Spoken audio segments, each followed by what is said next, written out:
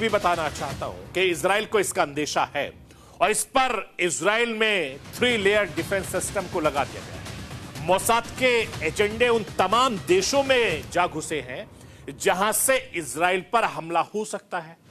Israel की तरफ से बयान जारी हो चुका है। मैं आपको यह बताना चाहता हूं कि आईडीएफ के प्रवक्ता डेनियल ने कहा है कि हम पूरी तरीके से तैयार हैं। 7 अक्टूबर की बरसी आतंकवादियों का समूह हमारे देश में घुसने की कोशिश करेगा। हमारी सेना इन्हें कुचल देगी। बॉर्डर पर हाई लेवल की तैयारी हमने कर रखी है। यह बयान आया है।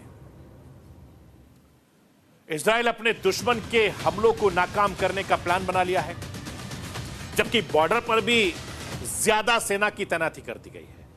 इजराइल पर हमले के लिए भी ईरानी प्रॉक्सी संगठन मोट्रा इस पेलागा इंडिंग से भी बॉर्डर पर पार कर लेते हैं, साथ ही समुद्र के रास्ते में भी घुसपैठ कर सकते हैं। लेकिन सबसे ज्यादा खतरा मिसाइल स्ट्राइक माना जाता है और दावा यह किया जा रहा है कि इजराइल के बॉर्डर इलाकों में ड्रोन से स्ट्राइक की जा सकती है। अगर ईरान और उसके प्रॉक्सी इजराइल पर नए हमले का मंसूबा बना रहे हैं तो इजराइल ने भी इस हमले से निपटने के लिए पूरी तरीके से बंदोबस्त कर लिया है। अब इजराइल का क्या है हमलों से बचने का प्लान, वो राष्ट्र की आवाज के जरिए आपको दिखाना, बताना, समझाना चाहता हूं। इजरायली सेना ने हमलों से निपटने के लिए 3 लेयर डिफेंस सिस्टम तैयार किया है। इजराइल का एयर डिफेंस सिस्टम भी हाई अलर्ट मोड पर है और बॉर्डर के इलाकों में भी सैनिकों की अतिरिक्त तैनाती की गई है। हमले का अलर्ट मिलने के बाद से सारी इजरायली एजेंसियां इस वक्त लगातार एक्टिव हैं। इजराइल इस बार पूरी तरीके से सतर्क है, एक्टिव है।